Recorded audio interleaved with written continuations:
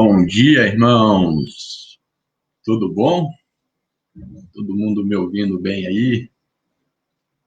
Hoje vamos começar de uma forma diferente, né? Aula ao vivo, né?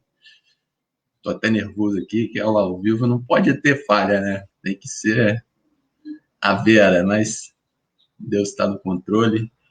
Eu pude estudar a lição e tenho certeza que Deus vai falar com a gente através da lição estudada aqui. E hoje que é um domingo especial, né? Domingo de Páscoa, que possamos estar sempre lembrando dessa data, né? E lembrando do que Cristo fez por nós, né? Por isso, hoje nós vamos dar continuidade, né? Às lições da nossa revista, que é sobre essa doutrina, né? Tivemos a primeira parte na lição 3 e vamos continuar na lição 4. Ok, irmãos? Espero que todos estejam bem. Estamos vivendo em tempos difíceis devido a esse vírus, coronavírus, né? Mas Deus tem misericórdia de nós, tem nos dado força. Esse vírus chegou agora até a minha família, né? Os pais de Lilian tiveram vírus, mas graças a Deus está tudo sob controle. Meu pai de Lilian está bem melhor. E também os demais irmãos, eu sei que a mãe da irmã Sônia, e Deus tem cuidado dela também, e com certeza vai operar a cura na vida dos nossos irmãos. Então vamos lá, né? Hoje vou introduzir falando da nossa lição que trata da sã doutrina, né? A continuação. E na nossa introdução a gente deixa claro que a gente tem que aprender a sã doutrina, né? A gente tem que absorver ela para que a gente possa realizar as boas obras, porque as boas obras sem a sã doutrina, sem a base, sem Deus, não valem de nada, né? E a sã doutrina ela serve para constituir e ajudar a crescer a igreja. Sem a sã doutrina, para nos auxiliar, para nos fazer crescer, a igreja, assim, perde esse norte. E como estudado aqui, a gente tem a sã doutrina como um mapa para a vida cristã. Através da Bíblia, a gente aplica a sã doutrina, ou seja, a Bíblia não pode ser interpretada de qualquer maneira. Temos que ter a sã doutrina, ou seja, devemos conhecer as Escrituras para conhecer a Deus e amá-lo, mas não podemos conhecer a Escritura de qualquer maneira. A gente tem que conhecer Deus, temos que fazer o uso da sã doutrina para que podemos conhecer Deus e poder interpretar e entender a Bíblia da melhor maneira, né?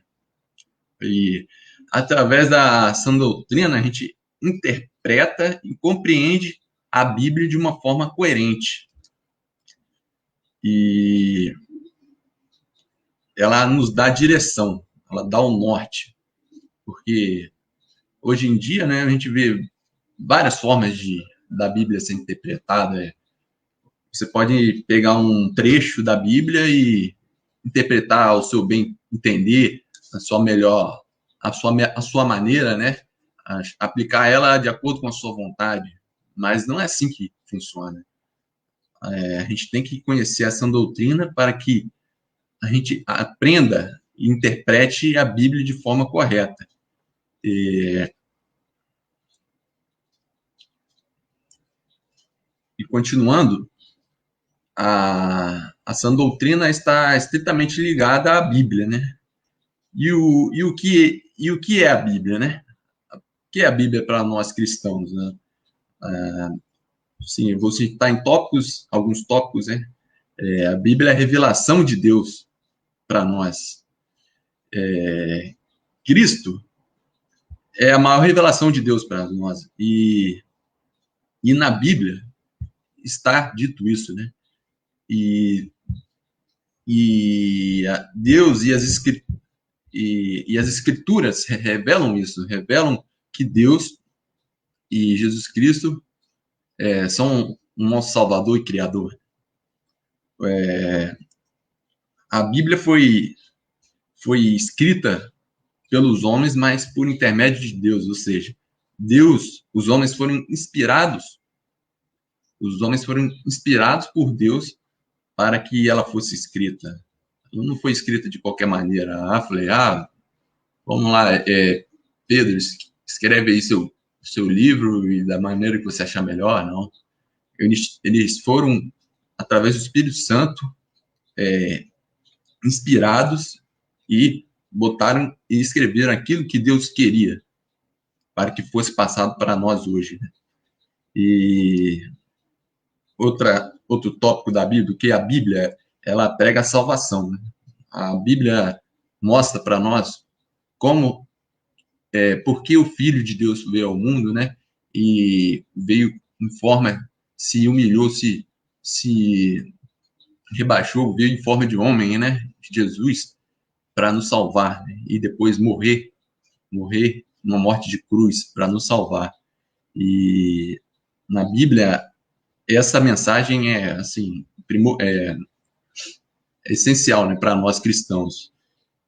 Outro tópico que é a Bíblia é um instrumento de Deus e Deus mantém a Bíblia desde de tempos, mais de anos, milênios, até hoje, para que o mundo pudesse conhecer o que ele quis revelar aos homens, que ele quer revelar aos homens, que é toda a trajetória, desde a criação até a volta de Cristo, até quando Jesus veio e morreu por nós. Né?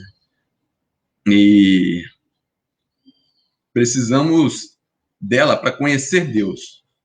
E somente através da Bíblia que a gente consegue conhecer Deus. A gente não pode conhecer Deus através de outra maneira. E é somente através da Bíblia que devemos compreender e assimilar. Não somente conhecer, mas a gente tem que assimilar, absorver, para que dessa forma a gente possa proclamar o amor de Deus, proclamar o que a gente absorveu com a Bíblia.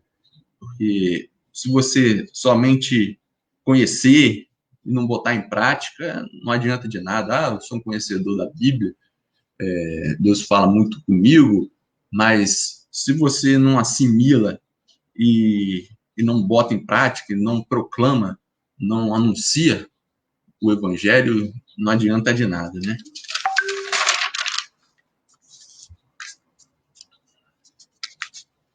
E por que a gente tem que crer na Bíblia e assimilar para que haja transformação na gente, né? O ser humano, ele precisa de algo para que ele tenha assim como base. E a Bíblia é isso para nós. A gente tem que compreender ela, estudá-la, assimilá-la, praticá-la para que a gente possa ser transformado. Ou seja, não há uma criatura nova, não há nova criatura sem a palavra. Você não consegue se tornar uma pessoa, se converter dos seus maus caminhos se você não conhece a palavra. Não há boas obras. Você não vai praticar o bem sem saber o que a Bíblia fala. Não adianta você praticar o bem sem base, somente por praticar, achar que isso vai ser bom para você se engrandecer, se achar santo. Não. E sem a palavra também não há perspectiva para o futuro. Você fica sem propósito, sem saber o que Deus quer para você, né? E continuando, o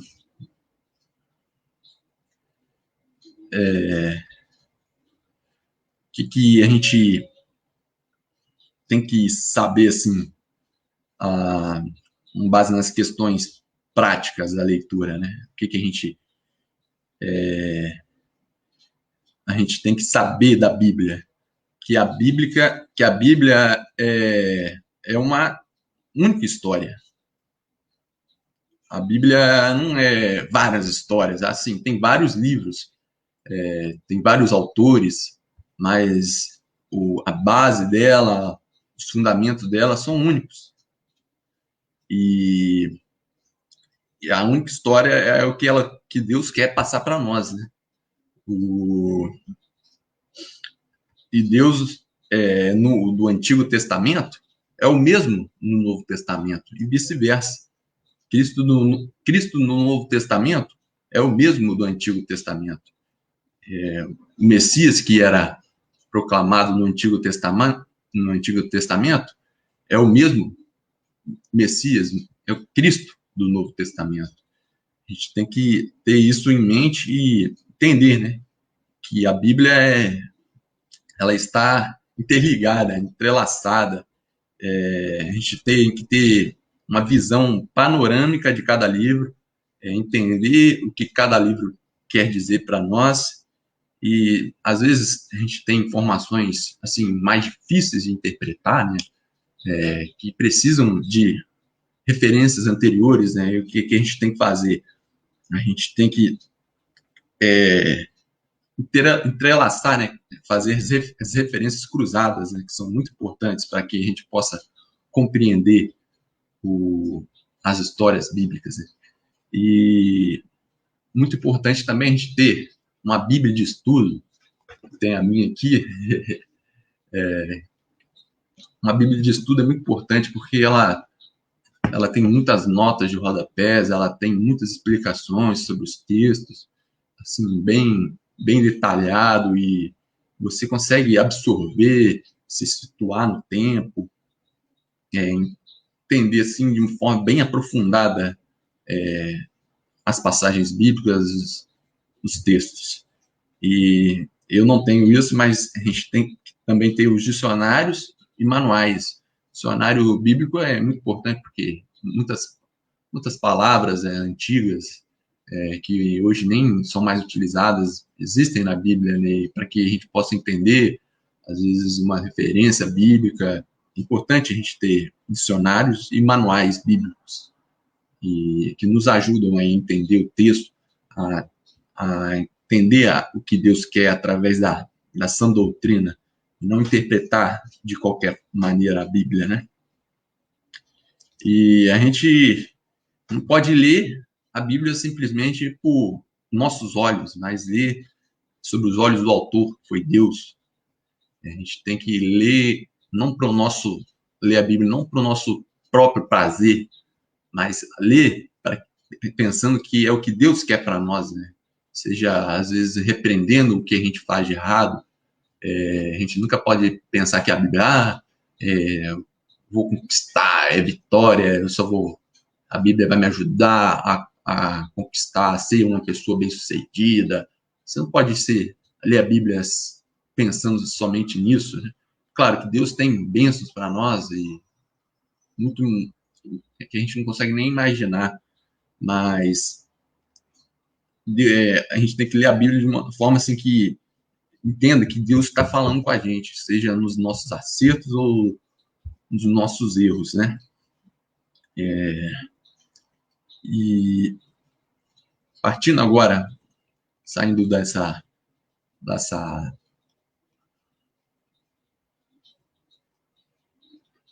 vertente da Bíblia,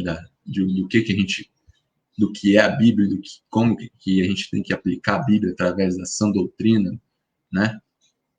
A gente tem que praticar, partir para a prática sã.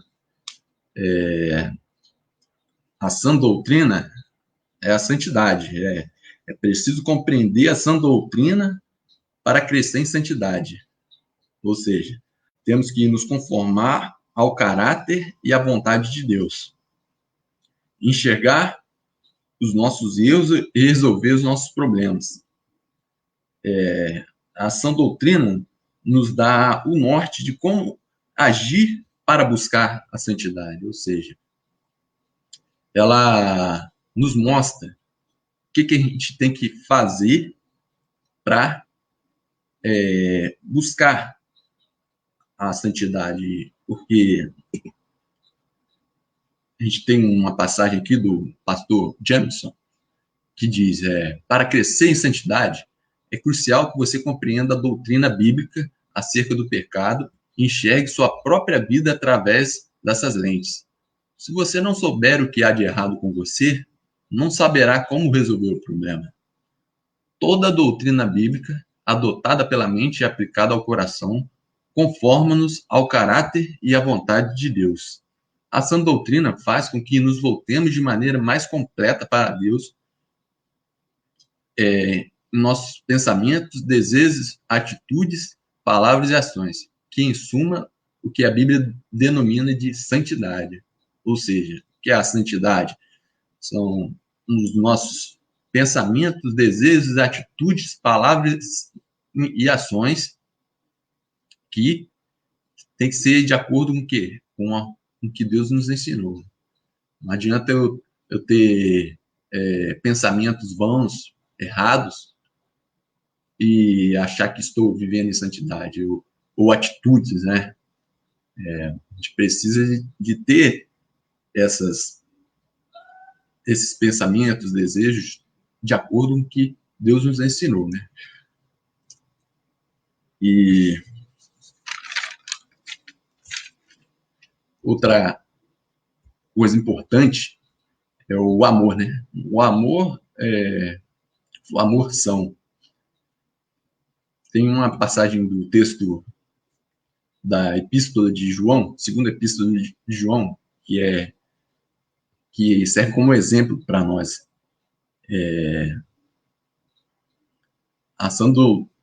Que diz que a sã doutrina produz o verdadeiro amor. E nessa Epístola de João, ele escreve à igreja, né? Ele diz a todos que conhecem a verdade. Ele diz que todos que conhecem a verdade amam. As pessoas que conhecem a verdade amam. E a verdade é a própria palavra de Deus, né? E quem conhece a palavra ama. E ama por causa da palavra. Não sei se os irmãos, se vocês iram entender aí, a gente conhece a palavra e quem conhece a palavra ama. E a gente ama por causa da palavra, que ensina o que é amor. Amar é cumprir a palavra. A palavra nos diz o quê? Para a gente amar o nosso próximo. E viver a palavra é andar no amor. Não há como viver o amor se não houver a sã doutrina. A gente aprende através da palavra, mas através da sã doutrina a gente aprende de maneira correta.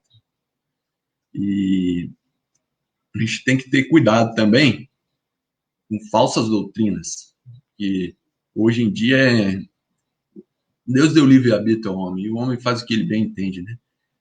Muitos interpretam isso de outra maneira, e nós, como cristãos, temos que aplicar a sã doutrina para que não caiamos, para que não possamos cair em ciladas e não demos ouvidos a falsas doutrinas, falsos profetas. E agora vamos falar sobre a sã unidade. Sã unidade, como a palavra mesmo diz, de união, é o que nós somos, né? Somos igrejas. Somos igreja, né? E a igreja não é formada por pessoas iguais. Né? A gente pode ter igualdade de pensamento com relação a Cristo, que foi o nosso Senhor Salvador, mas eu sou diferente do Thomas, eu sou diferente da Marília, por exemplo. Nós somos seres humanos e ninguém é igual ao outro. Existem diferenças absurdas entre nós. E somente através do sobrenatural de Deus que a gente consegue manter essa unidade, essa diferença que existe entre nós, assim, no nosso jeito de ser, particular nosso, né? A gente poderia entrar em atrito, porque a gente pensa assim, não, tem que ser do meu jeito, mas não. Somente através do sobrenatural de Deus que a gente consegue viver essa união da igreja, né? E a sã doutrina nos transforma e nos ajusta com o restante do corpo, né? A igreja é o corpo de Cristo, né? A sã doutrina faz esse ajuste, ela nos ensina a como devemos ser com o nosso irmão, como devemos agir, como devemos nos portar, viver a palavra é viver em união com os irmãos, né? A palavra diz que a gente tem que viver em união, e eu vou ler agora para os irmãos uma passagem de Filipenses 2, de 1 a 5, que diz como que devemos ser, assim, como somos unidos na igreja, né? Vamos ler, então. Se há, pois, alguma exortação em Cristo, alguma consolação de amor, alguma comunhão do Espírito, se há entranhados afetos e misericórdias, completai a minha igreja de modo que penseis a mesma coisa. Tenhais o amor, sejais unidos de alma, tendo o mesmo sentimento. Nada façais por partidarismo ou vanglória, mas por humildade, considerando cada um os outros superiores a si mesmo. Não tenha cada um em vista o que é propriamente seu, senão também cada qual o que é dos outros.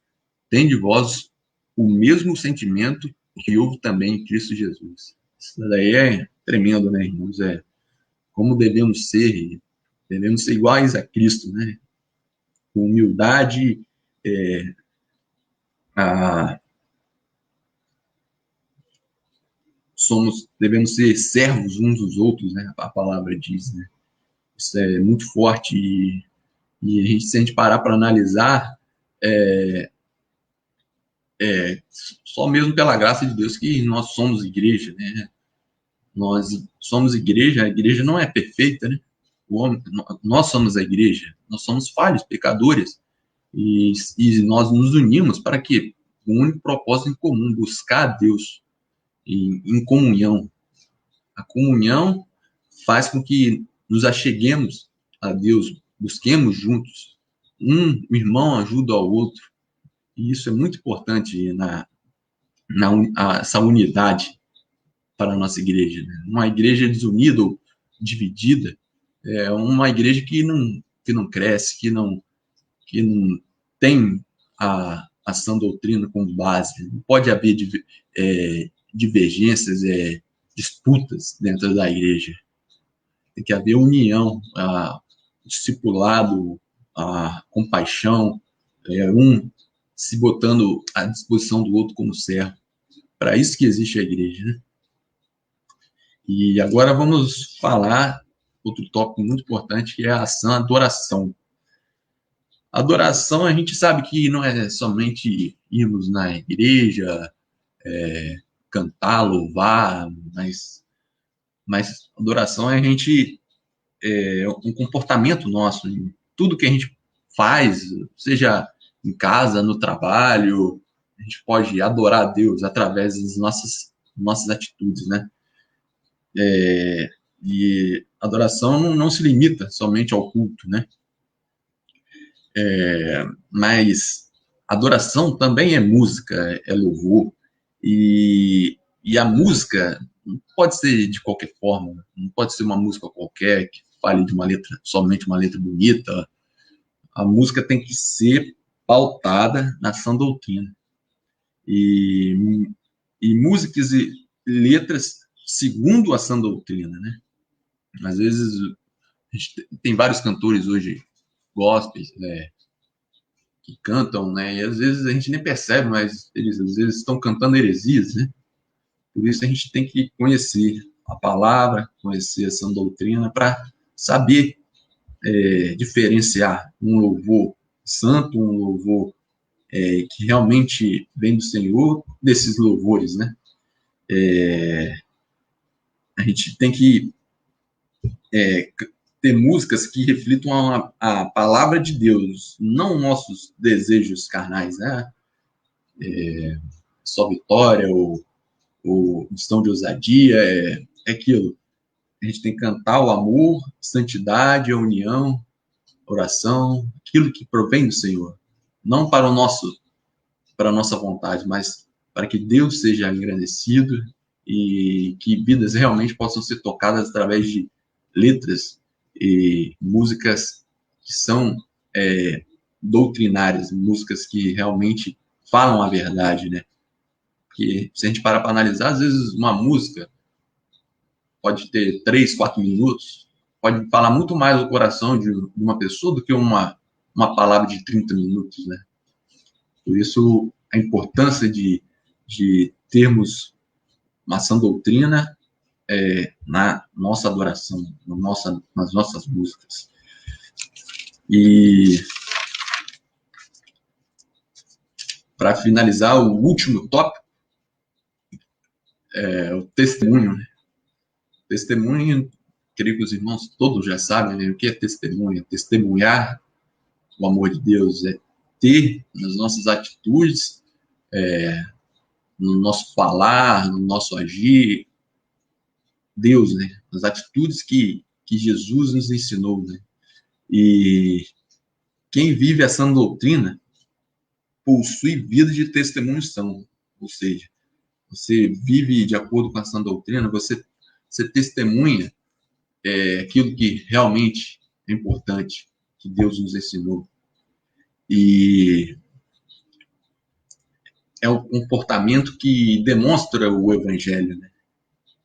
E o testemunho, ele nos prepara também para evangelizar. Você, quando tem uma vida íntegra, que é um cristão que testemunha, você está apto a evangelizar, a pregar a palavra, que aqueles que estão ao seu redor vão ver quão você é fiel a Deus, o quão você é um homem correto, e eles vão te ouvir, porque eles sabem, olha ali o irmão, está testemunhando, está pregando a palavra. Não, esse irmão aí, ele tem uma vida correta, ele é uma pessoa muito certa, ele realmente é um cristão e ele está falando para nós, eu tenho certeza que Deus vai falar conosco através da vida dele, né?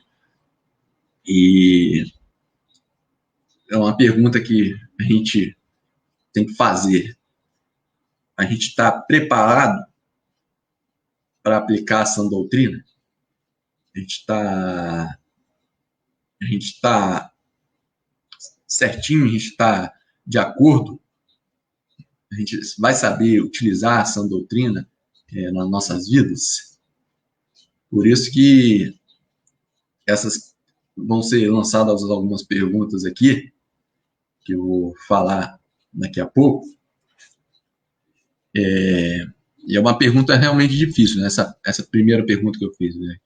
A gente parar para analisar e pensar se a gente está preparado para aplicar essa doutrina. É algo necessário, né, para a vida da igreja. A gente, como igreja, tem que viver essa verdade, essa doutrina. A gente tem que compreender para que não haja discussões vazias e viver, né, da forma que ela nos ensina, né? E as perguntas que a lição nos diz aqui são realmente importantíssimas, né? Para a gente fazer uma autoavaliação. Agora que eu já passei falando sobre cada uma, né, das sãs doutrinas, você aí agora na sua casa, para analisar e tenta responder, né, para ver se você não está perdido aí no mapa, se você está a par mesmo do que a sã doutrina quer para nossas vidas, né, que elas nos ensina, né. Primeiro, quem é Deus? Responder que ele é o Criador ou o Senhor Todo-Poderoso está correto, mas basta? Quais são os atributos que você verifica nele? Quais os outros nomes que se aplicam a ele? E o que significam? Ficou a primeira pergunta aí para os irmãos. Se vocês quiserem que eu repita, não tem como saber, mas eu vou repetir. Vocês, caso queiram anotar. Quem é Deus? O que é a queda? Segunda pergunta. Quais são suas implicações para o homem? Qual a postura de Deus para com os reflexos da queda? Quais as nossas responsabilidades? Essa aí é a segunda pergunta. O que é a queda? A terceira pergunta é: quem é Jesus? O que ele pregava? Como ele se relaciona com Deus? A criação e a queda. Terceira pergunta: quem é Jesus? E a última pergunta é: e o que é a salvação? Por que precisamos ser salvos? Como respondemos ao chamado da salvação? Depois aqui da minha lição, o pastor vai ajudar a gente também. E caso os irmãos tenham alguma dúvida, o pastor vai estar ajudando aí a responder qualquer dúvida aí a respeito da lição. Se eu puder ajudar também, me ponho à disposição dos irmãos. E aqui se finda a nossa lição, né? E o que eu venho deixar aos irmãos é que a sã doutrina é um resumo dos principais tópicos da Bíblia. Ou seja, essas perguntas aí são essenciais para que nós saibamos a respeito da sã doutrina, o que é o certo, né? E lendo a revista, eu achei interessante que fala que a sã doutrina é o manual do manual da vida. Ou seja, a sã doutrina é o manual da Bíblia, né? Ela nos mostra, nos norteia, nos dá um caminho a seguir para que possamos interpretar, entender, praticar, aplicar, absorver tudo que a Bíblia nos diz, né? Tudo que o Senhor deixou para nós, né? E não adianta a gente praticar o bem se a gente não sabe, não conhece a verdade, não sei práticas vazias. E a sã doutrina está aí para isso, para nos mostrar o que Deus quer para nós, a buscar a verdadeira essência da Bíblia, as verdadeiras interpretações que realmente Deus e Jesus deixou para nós através da Bíblia. E é isso aí, meus irmãos. Espero que vocês tenham entendido e gostado da lição, né? Para mim está sendo um desafio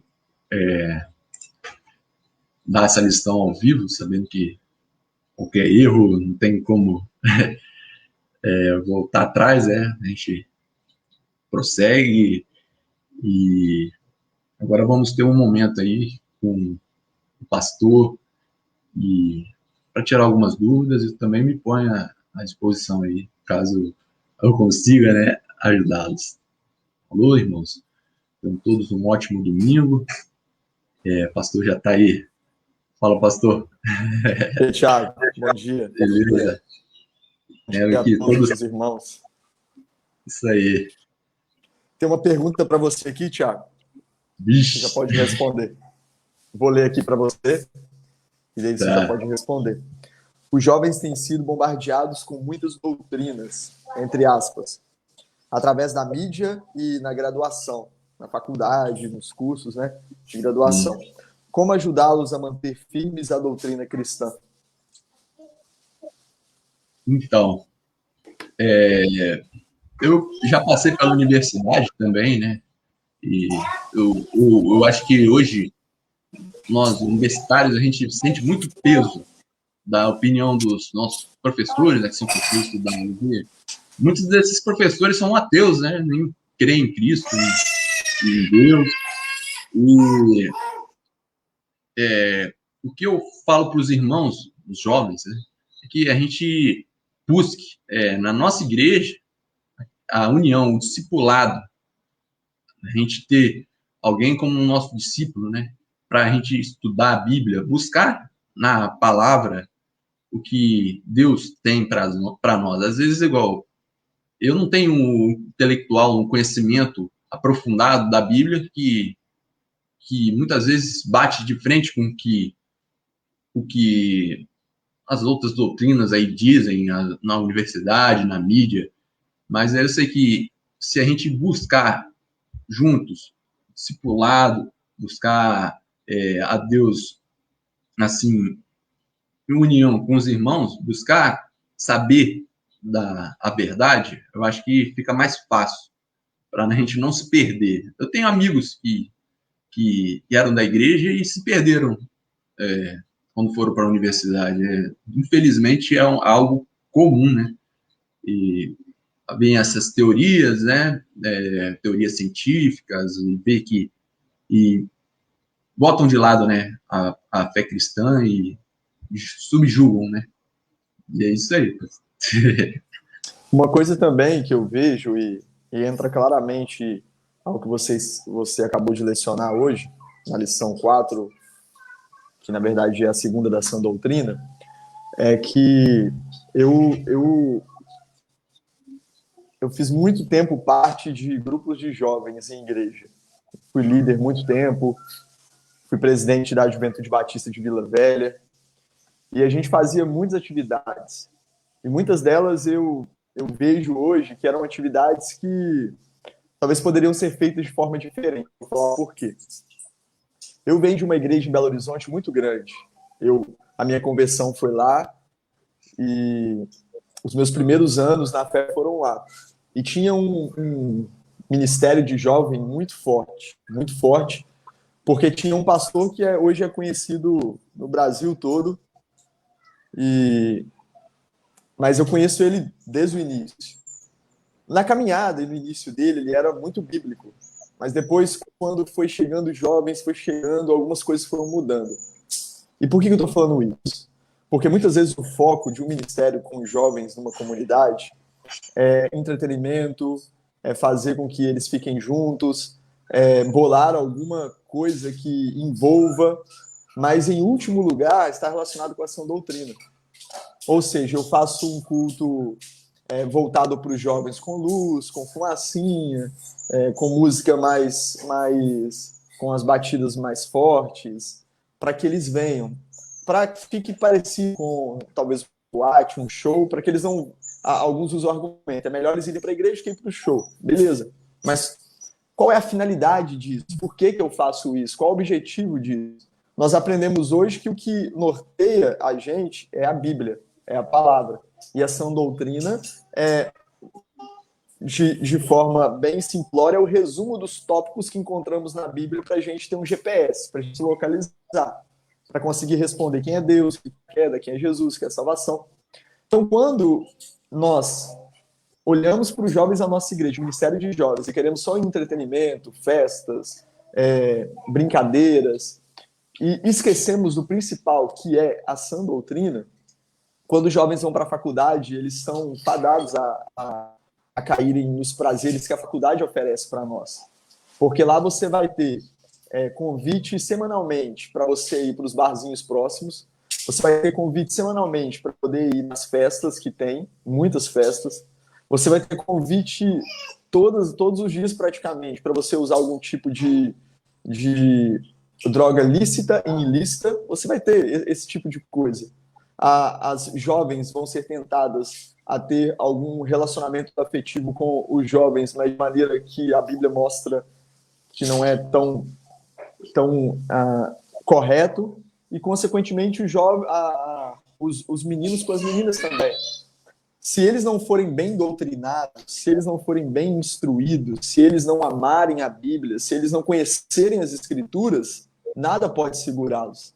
Não é um culto com luzes, não é um retiro, um passeio, um churrasco, uma pizza na casa de alguém, um videogame, um evento na praia que vão segurá-los na igreja. porque, na verdade, nós somos a igreja. E nós temos a consciência disso por meio das Escrituras. E vamos à igreja local para adorar a Deus, porque antes esse Deus nos alcançou, lá na igreja local ou em qualquer outro lugar. Por isso é muito importante essa pergunta, muito relevante, porque se os jovens não amarem a Bíblia, não adianta o pastor Leandro, os líderes de jovens, fazer uma série de programações, porque vai ter entretenimento, vai dar gente, vai ficar cheio, vai ser legal, mas eles não vão ser cheios daquilo que realmente importa. Aí quando vier um professor para falar da teoria da evolução, eles não vão saber de nada, vão dar mais crédito para o professor, porque em tese tem mais conhecimento, e vão acabar relativizando tudo, vão acabar com aquela história de ecumenismo, de que todos os caminhos levam para Deus, ou que Deus não existe. E, enfim, então eu vejo isso claramente, eu acho muito importante. Por exemplo, hoje eu não sei como é que está eu não sei como é que está aí não dá para ver aqui a quantidade de jovens que estão assistindo. Mas geralmente são poucos jovens, não na nossa igreja, mas todas as igrejas, que gostam da escola bíblica dominical. E isso é um grande problema e a gente precisa mudar isso. Porque o que faz os jovens ficarem firmes, assim como as crianças, os idosos, as pessoas mais maduras, os adultos, o que faz eles ficarem firmes na fé é a palavra de Deus, é estar firmes nessa doutrina. E se não ficarem, quando bater o vento, a casa vai estar construída na areia e logo vão ser derrubados. Concorda comigo, Thiago? Com certeza. Pode discordar. Não. Vamos ver se tem mais perguntas aqui. Pode ir falando enquanto eu vejo aqui. Não, tá. Eu vejo que realmente isso faz mesmo a diferença. A gente conhecer verdadeiro, amar a Bíblia, né? E não somente as programaçõezinhas bonitinhas, que atraem jovens, que isso faz a gente se divertir, mas não, a gente tem que ter algo forte, né? Algo firmado na rocha, né? Que é a palavra, é a sã doutrina, né? Para que quando vem as outras coisas, né, bombardeando a gente, ainda mais a mente do jovem que está se abrindo, né? Tá se achando assim mais autossuficiente, a gente resista a essas coisas de fora, essas teorias, esses convites, né? Espera que tem mais uma pergunta aqui para você, Thiago. O papel do homem e da mulher hoje está bem deturpado diante da sociedade.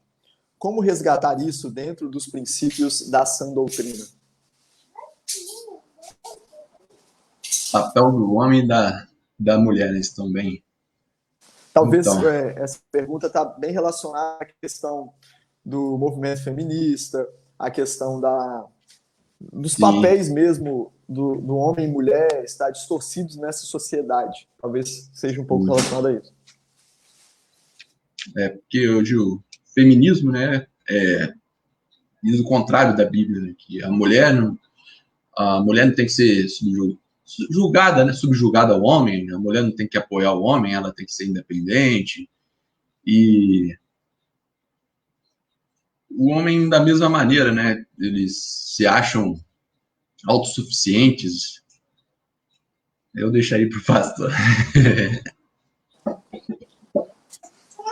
Fica tranquilo, você está indo bem. Repete a pergunta para mim, pastor, que eu dei uma viajada aqui. Ele quer saber com relação ao papel do homem e da mulher na sociedade que a gente vive. Como que a gente resgata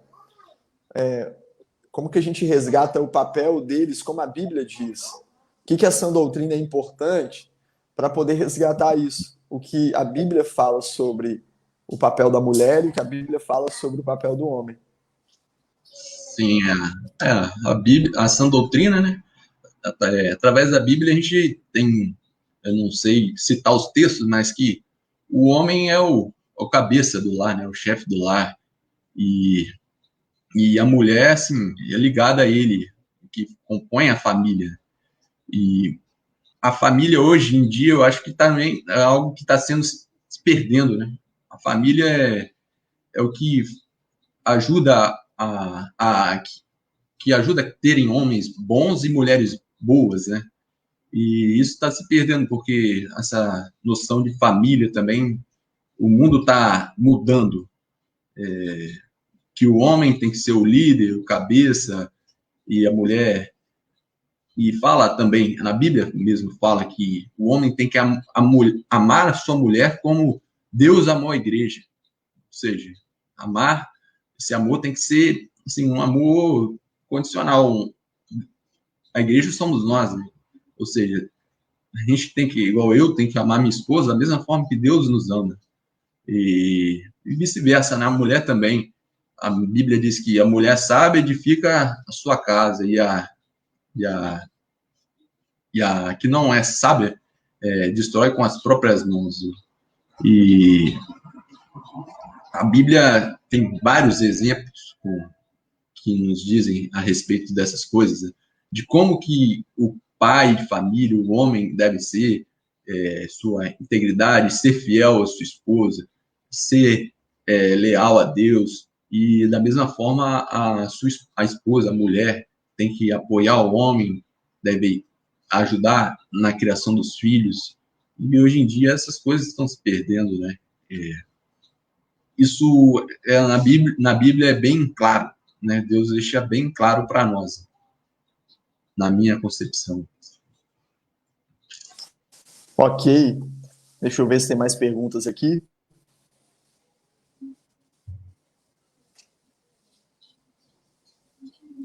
O Everton disse que os jovens precisam amar a palavra de Deus.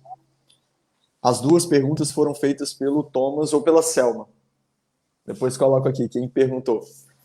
Um dos dois perguntaram. Deixa eu ver se vai aparecer mais perguntas. Temos mais alguns minutinhos. Se tiverem perguntas, podem enviar.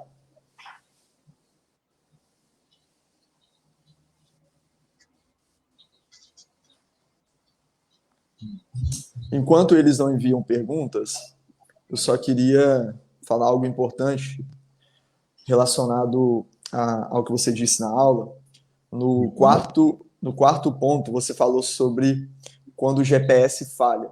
Aí você fez algumas perguntas que são importantes para a gente fazer para nós mesmos. Quem é Deus? Sim. O que é a queda? Quem é Jesus? O que é salvação?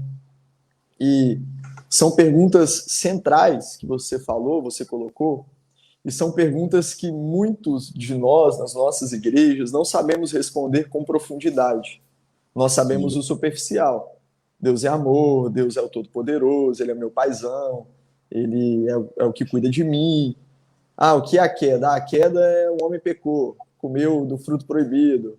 Quem é Jesus? Jesus é meu Salvador, Jesus é meu Senhor, Jesus é aquele que eu celebro no Natal, Jesus é aquele que eu celebro a sua ressurreição, a vitória sobre a morte na Páscoa.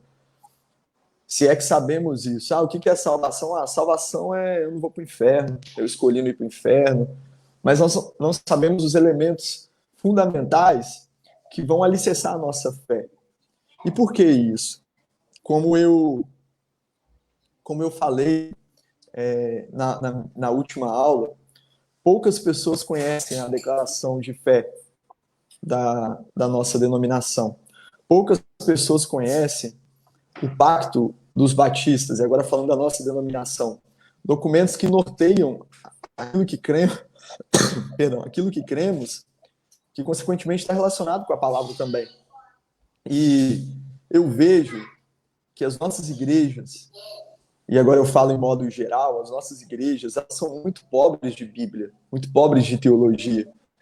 E muitas pessoas demonizam até a teologia. Alguns dizem assim, eu não vou estudar a teologia porque a teologia vai me fazer descrer, vai me fazer um ateu, vai me transformar numa pessoa que não crê em nada. Mas é o inverso. Porque teologia é o estudo sobre Deus e sobre as coisas relacionadas com Ele. Teologia é o estudo da palavra. Se eu digo que a teologia vai me afastar de Deus, eu estou dizendo que o instrumento que eu tenho, que me mostra, me revela e me faz conhecer mais sobre Deus, ele, na verdade, é algo que vai contra aquilo que eu creio. Eu estou indo contra o conhecimento. E nós sabemos que, na medida que conhecemos, nos tornamos mais íntimos. Na medida que conhecemos, somos mais santificados. Na medida que conhecemos, somos amadurecidos. Por isso que a Bíblia diz que temos que conhecer e prosseguir em conhecer.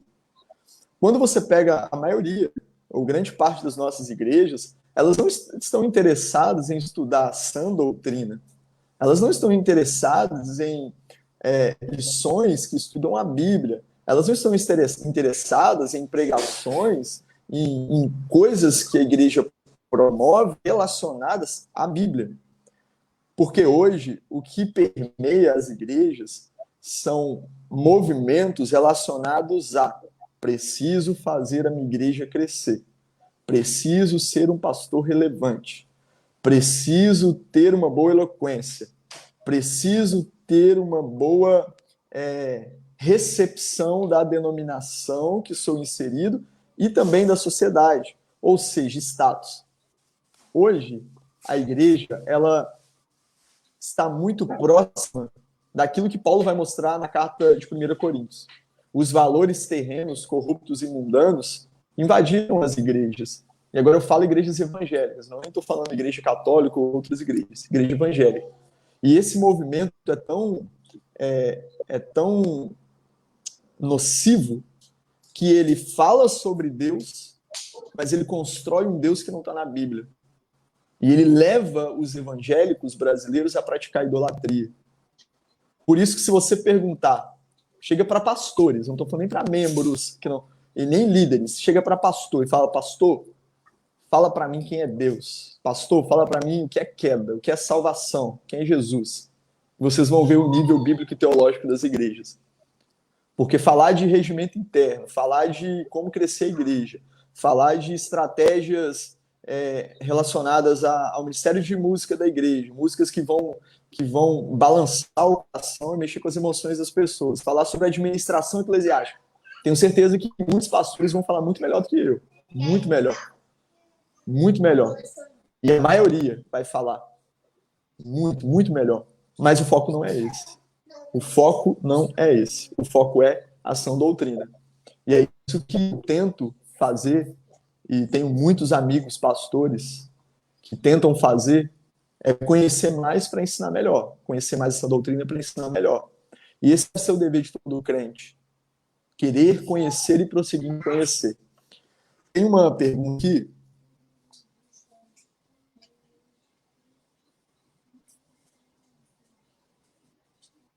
Peraí, que agora apareceu um tanto de coisa aqui, Thiago. Peraí. A Ellen falou, fale um pouco sobre algo que é até polêmico dentro de algumas doutrinas, salvação. Ellen, eu acho que nós estamos com 56 minutos. Eu vou pular essa aqui, deixa eu ver as outras aqui, porque essa é bem polêmica. Então, se der um tempinho, a gente fala. Caso não dê tempo, Ellen, a gente marca uma aula só para falar sobre a doutrina da salvação, tá bom? Eu te prometo. A Lilian, sua esposa, ela falou assim, é preciso entender o que a sã doutrina fala sobre homem e mulher. As pessoas acham que a Bíblia é machista porque não a entendem de verdade. Não entendem o contexto histórico nem princípios contidos nela. É isso aí. É o que o Tiago respondeu na fala anterior.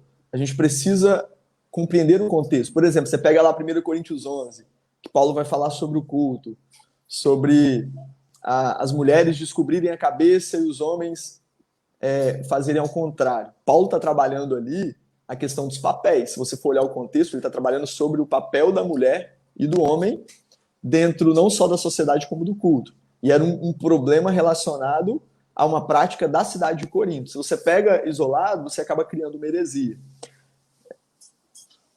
A Lilian colocou também a restauração do papel de homem e mulher na sociedade dependem de entendermos, aplicarmos e explicarmos a sã doutrina. Perfeito. Gostaria que comentasse sobre o texto de João 14, 25, 26, onde declara o Espírito como verdadeiro professor é aquele que revela a palavra. Vamos ler aqui, João 14, 25, 26. Eu leio e você pode responder, tá, Tiago? Se precisar, depois eu complemento. Tá bom. João 14.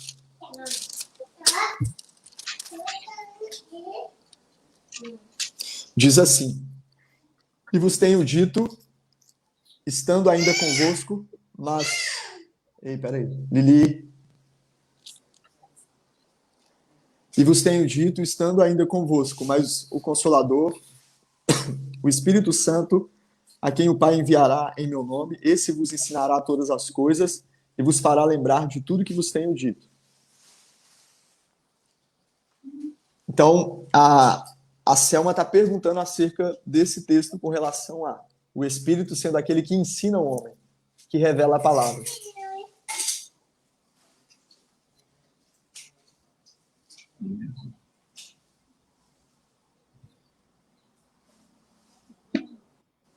Ela perguntou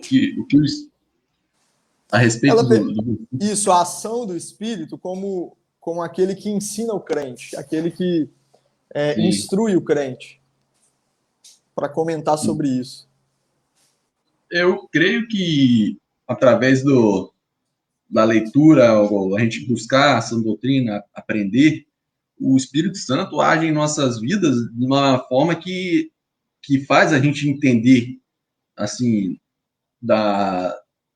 nos dá a visão, né, do que é certo, né, de aprender as coisas. É isso que eu penso, pastor. Perfeito.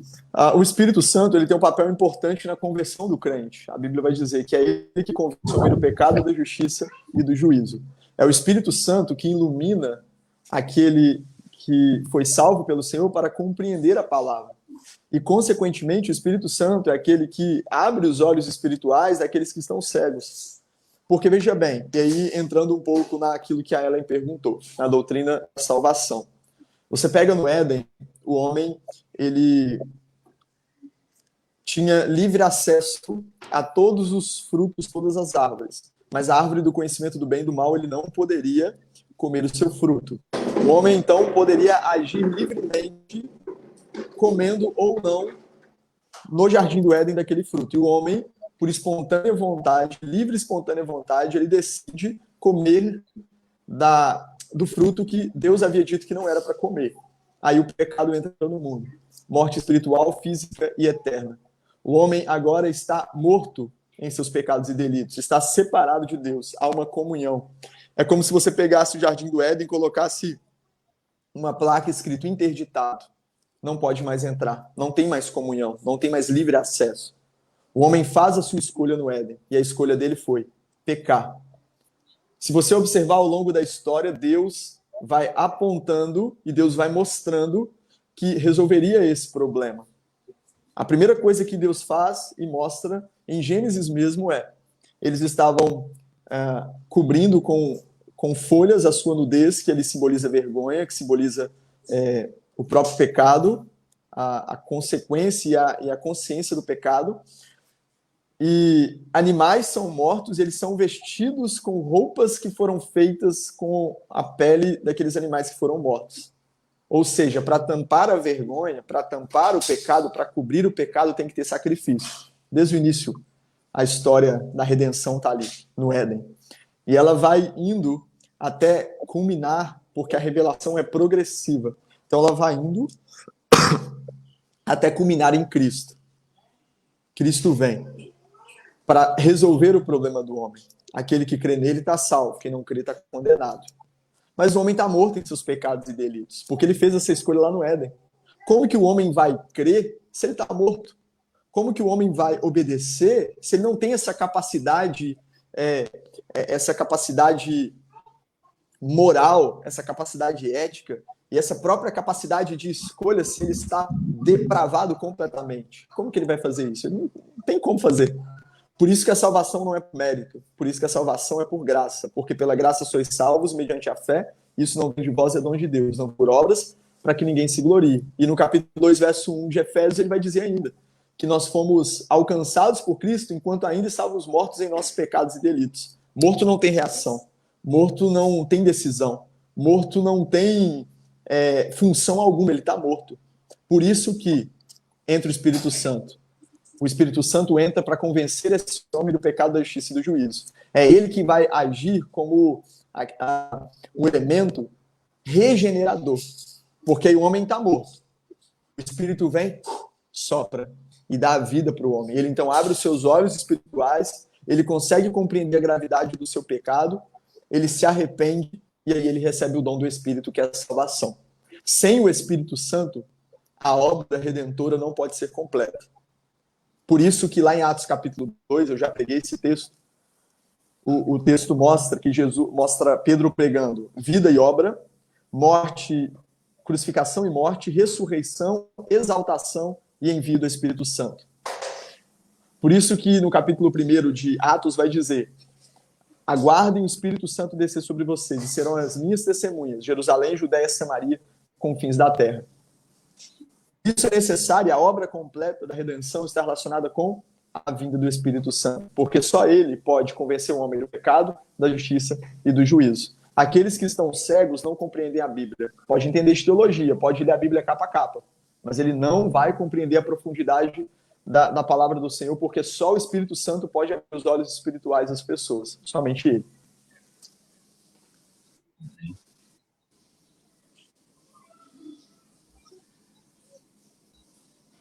Vamos ver aqui. A Simone disse que a maioria das igrejas são humanistas. A Angélica disse, Maria Angélica, que o grande problema dos nossos dias é que os líderes de igrejas muitas vezes querem aprovação humana, procurando agradar as pessoas, deixando a doutrina, o ensino da palavra e a oração, para que as pessoas não se afastem da igreja. A Ellen falou, muito obrigado por SBD, Deus abençoe vocês. Então nós estamos finalizando, Thiago, não temos mais perguntas. Beleza. Eu só quero terminar, eu lembrei de uma história aqui, depois eu vou passar a palavra para você e você termina. Uma pessoa falou, uma pessoa de determinada igreja que eu pastoreei, falou uma vez assim, eu não gosto das pregações do pastor Leandro. Aí eu procurei saber o porquê, ela começou a falar para várias pessoas. Eu procurei saber por que a pessoa não gostava da minha pregação. Aí ela falou assim, porque o pastor Leandro, ele fica muito na Bíblia. Ele lê muitos textos, lê os versos, fica explicando ali, e ele tinha que contar mais histórias, ele tinha que falar o que a gente está querendo ouvir, não ficar muito ali no texto. E aquilo ali alegrou meu coração, porque foi uma crítica muito legal, porque, na verdade, ela teve um entendimento de fato que eu estava fazendo. A nossa obrigação, minha, como pastor, professor, sua, Thiago, como professor, é ler o texto, explicar o texto e aplicar. É só isso que a gente tem que fazer. O resto, como a Selma falou, o Espírito Santo faz, convencendo quem ele quer para compreender as Escrituras. Deus abençoe, Thiago, foi uma bênção. E valeu. Obrigado aí pela ajuda. Eu tenho certeza que novas lições virão aí com você e nós seremos tão abençoados como fomos hoje. Deus abençoe todos os irmãos que estiveram aí também. Devolvo a palavra para o Thiago para fazer o encerramento. Abraço, gente. Tchau. Valeu, pastor. Isso aí, irmãos. Espero que tenham gostado. E agora, no final, fomos abençoados aí com o pastor ao responder aí as dúvidas. E é aquilo. Caso tenha alguma outra dúvida, podem recorrer ao pastor. E a mim, caso eu consiga, né? E espero que todos tenham um domingo aí abençoado. E com suas famílias e tomem um cuidado aí no isolamento. Tenho certeza que Deus está cuidando de nós todos. Eu vou orar. Eu nunca orei na IBD, mas hoje, como a gente está ao vivo, né? Eu vou orar para a gente finalizar aí. Tá bom? Oremos. Senhor Deus e Pai, venho agradecer-te, Senhor, por este momento que tivemos unidos, ó Pai, através da tecnologia, Senhor. Muito obrigado, Pai, que a gente tenha esse recurso em momentos como esse, Pai, que nos une, ó Pai, como igreja, e a gente pode aprender mais juntos de Ti, ó Pai, compartilhar os nossos aprendizados, ó Pai. Muito obrigado, Deus, pela nossa igreja, pela Igreja Batista Praia do Suá, pelo nosso pastor, pela sua família, pela família do Thomas, nosso ministro também, Senhor. Que o Senhor continue dando forças aos seus filhos, Senhor, para essa luta diária, Pai, que é em prol do Teu reino. Obrigado também pela vida de todos os irmãos, ó Pai, da nossa igreja, pelos que assistiram e os que não assistiram também, Senhor. Que o Senhor esteja visitando cada um, esteja guardando todos e dando saúde, meu Pai. E peço pelos enfermos que estão nos leitos do hospital devido a essa doença, esse vírus, Pai. Que o Senhor tenha misericórdia, Pai, esteja trazendo eles de volta, Pai. Se assim for a sua vontade. E obrigado, Senhor, pela minha vida, que eu possa te buscar sempre, Pai, não somente quando eu for ensinar a lição da BD, mas no meu dia a dia eu posso estar buscando a Tua palavra, buscando a Sua verdade, porque só assim, Pai, a gente aprende o que é a verdade, a sã doutrina, a gente bota em prática, ó Pai, porque a gente precisa de Ti, ó Pai, sem o Senhor não somos nada. Continue conosco, essa oração que Ele faça em nome de Jesus. Amém. Fiquem com Deus, irmãos. Até a próxima.